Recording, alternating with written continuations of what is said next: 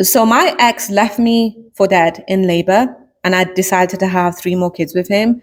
And my husband now was with me throughout the entire time. The only thing that changed is me. Let's get into it. You're probably wondering, Rose, like the first time he left you for dead, you didn't learn your lesson. No, I didn't. I enjoyed pain. I'll be honest. I enjoyed it. I loved it. Now that I've healed, I can openly say that I enjoyed hurting myself, hence why I was with my ex. Because I literally believed that's love. That's all I saw growing up. I saw women being hurt by their husbands. I saw it in movies. I saw it with my mom.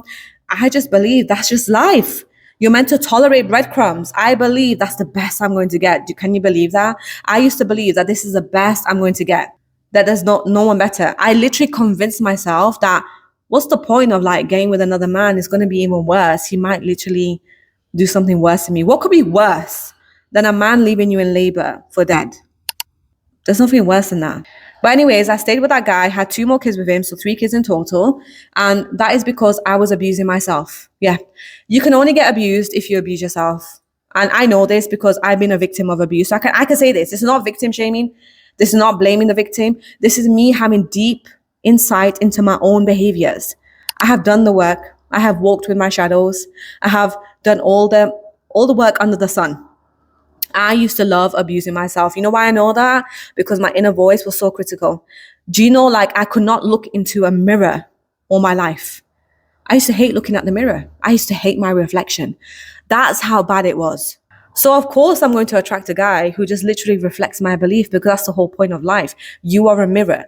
People reflect you. They reflect your wounds. They reflect your traumas. They reflect your beliefs. They reflect your identity. They reflect who you are, not what you do. They reflect who you are and what you say to yourself.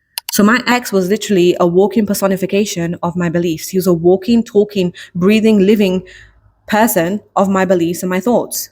Now, when I rewired and healed my traumas and rewired my identity, because what happened is this: when I divorced my ex, I was still acting like my mother.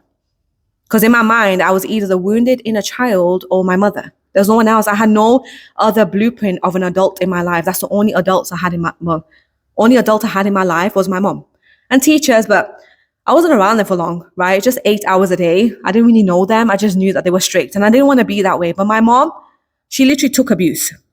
So even though I healed, I was still taking on abuse by not saying no to people. This was a big thing for me. I could never say no to people. I just kept doing things for people and then later feeling resentful. That was my mom. So I had to rewire that part of myself in order for me to become this version of me. And I'm going to tell you how in part 2.